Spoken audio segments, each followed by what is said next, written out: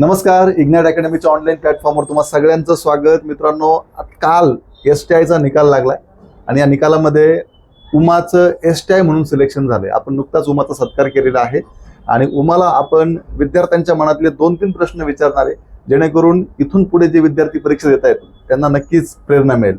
उमा, पुन्हा एकदा इग्नाइट अकॅडमीकडून मनपूर्वक अभिनंदन. STI पदावरती सिलेक्शन झालंय. खरं तर STI होणं स्पर्धा परीक्षेमधली ड्रीम पोस्ट आहे आणि ती पोस्ट उमाला मिळाली आहे. उमा, काय भावना आहे त्यावेळेस?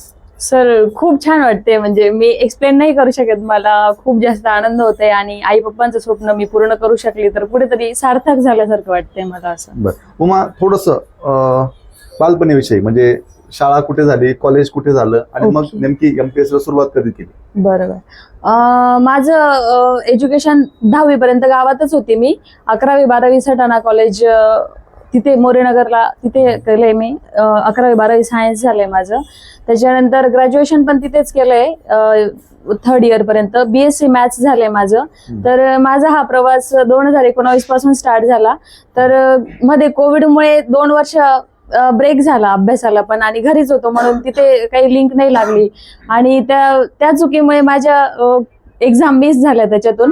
हा माझा 5वा अटेम्प्ट आहे सर. तर मग PYQ आणि प्रॉपर अनालिसिस PYQचं आणि आपण सिलेबस वाईज जर स्टडी केला तर कुठेतरी नक्कीच आपल्याला यश भेटतं सर. तुझं दिवसभराचं अभ्यासाचं शेड्यूल कसं असायचं? दिवसभराचं अभ्यासाचं शेड्यूल, मी स्टडी रूमला 9 वाजता यायची आणि त्याच्या आधी घरी 1 तास माझा रीडिंग झालेलं राहायचं.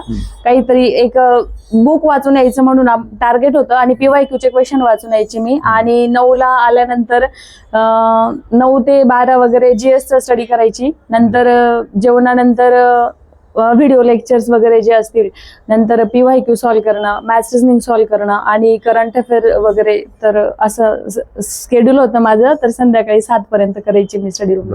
आता तुझा हा 5वा अटेम्प्ट होता. हो, 5th अटेम्प्ट. कधी असं घरून म्हटलं जायचं का की आता बस झालं, होईल की नाही, किंवा असं कधी झालं? मग तू काय सांगायची घरच्यांना नेमकं? नाही सर, घरच्यांचा मला खूप 100% सपोर्ट होता, म्हणून ती वेळ नाही आली माझ्यावर.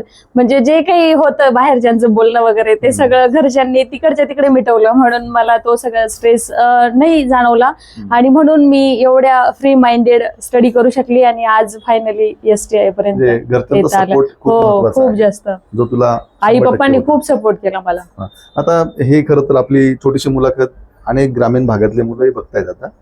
तर ग्रामीण भागातील मुलं, विशेषतः मुलींसाठी काय सांगशील? ठरवलं तर MPSC हो सर, नक्की होईल, नक्की होईल. फक्त प्रॉपर सिलेबस वाईज स्टडी केला आणि PYQ वगैरे व्यवस्थित केले तर होईल, नक्कीच. इझी आहे आणि सध्या तरी कॉम्पिटिशन खूप वाढली आहे, त्याच्यामुळे प्रॉपर अनालिसिस आणि डिस्ट्रॅक्शन्स पासून थोडं दूर राहिलं तर नक्कीच होऊ शकते.